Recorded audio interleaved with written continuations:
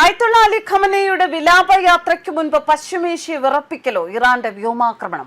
Tehran ഒരു American drone വെടിവെച്ചിട്ടിരുന്നു. അതിനുശേഷം Iranian റഡാറിലും drone സൗകര്യങ്ങളിലും വ്യോമാക്രമണം നടത്തിയതിന് പ്രതികാരമായി കുവൈറ്റിലെ US സൈനികർക്ക് നേരെ മിസൈലുകൾ വിക്ഷേപിച്ചുകൊണ്ട് ഇറാന്റെ പ്രതികരണം. എന്നാൽ തങ്ങളുടെ സൈന്യം ആക്രമണങ്ങൾ തടഞ്ഞുവെന്ന് വാഷിംഗ്ടൺ പറയുന്നു.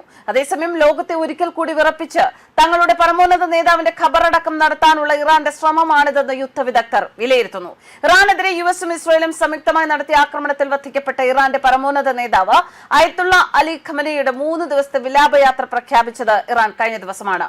ഒന്നിലധികം നഗരങ്ങളിലായി നടക്കുന്ന അനുസ്മരണ പരിപാടികളുടെ ഔദ്യോഗിക ക്രമീകരണങ്ങൾ ടെഹ്റാൻ ഡെപ്യൂട്ടി മേയർ മുഹമ്മദ് അമീൻ തവക്കോളിസാദെ വിശദീകരിച്ചു. തലസ്ഥാനമായ ടെഹ്റാൻ ഉൾപ്പെടെ നിരവധി പ്രമുഖ നഗര കേന്ദ്രങ്ങളിലും ക്വാം, മഷ്ഹാദ് എന്നീ മതകേന്ദ്രങ്ങളിലും മുൻകൂട്ടി നിശ്ചയിച്ച പ്രകാരം അനുസ്മരണ പരിപാടികൾ നടക്കുമെന്നാണ് പ്രഖ്യാപനം. രാജ്യം കണ്ട ഏറ്റവും വലിയ വിലാപയാത്രകളിൽ ഒന്നാകും ഇത്. ആത്മീയ നേതാവായിരുന്ന ഖമനയുടെ അനുസ്മരണ പരിപാടികളിൽ പങ്കെടുക്കാൻ 2 കോടിയോളം ജനങ്ങൾ എത്തുമെന്നാണ് പ്രതീക്ഷിക്കുന്നത്. വിലാപയാത്രയുടെ തീയതി പുറത്തുവിട്ടിട്ടില്ല എങ്കിലും ഷിയ വിഭാഗത്തിന് പ്രാധാന്യമേറിയ മുഹറത്തോടനുബന്ധിച്ചാകും ചടങ്ങുകൾ. അങ്ങനെയെങ്കിൽ ഈ മാസം പകുതിയോടെ തന്നെ വിലാപയാത്ര നടക്കും. 2026 ഫെബ്രുവരി 28-നാണ് അയത്തുള്ള അലി ഖമനെ വധിക്കപ്പെട്ടത്.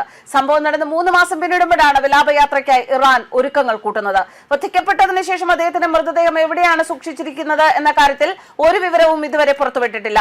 കൊല്ലപ്പെട്ട നേതാക്കളുടെ ഖബറിടങ്ങളിൽ പോലും ആക്രമണം നടന്നിട്ടുള്ള സംഭവങ്ങൾ കൺമുന്നിലുണ്ട്. അതിനാൽ ഖമനയുടെ ഖബറടക്കുന്ന സ്ഥലത്തിന് വലിയ പ്രാധാന്യമുണ്ട്. മഷ്ഹദയിലായിരിക്കും ഖബറടക്കം എന്നാണ് പ്രതീക്ഷ.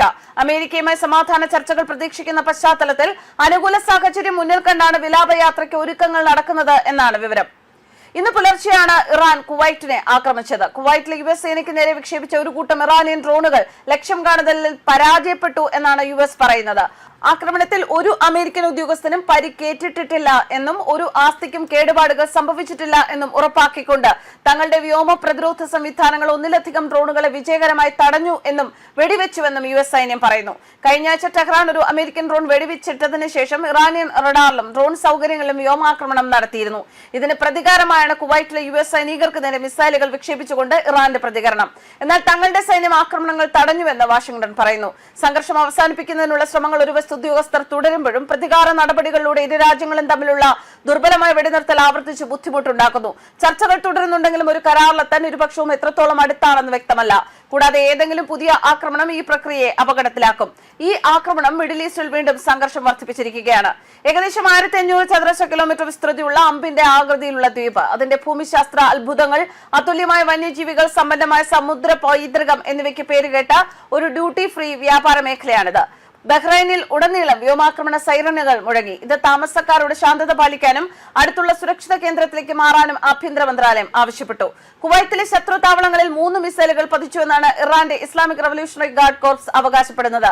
അതിന് തൊട്ടു പിന്നാലെയാണ് മുന്നറിയിപ്പ് ലഭിച്ചത്. അതേസമയം വരുന്ന മിസൈൽ ഡ്രോൺ ഭീഷണികളെ സജീവമായി തടയുകയാണെന്ന് കുവൈറ്റ് സൈന്യം അറിയിച്ചു. ന്യൂസ് ഡെസ്ക് കർമ്മ.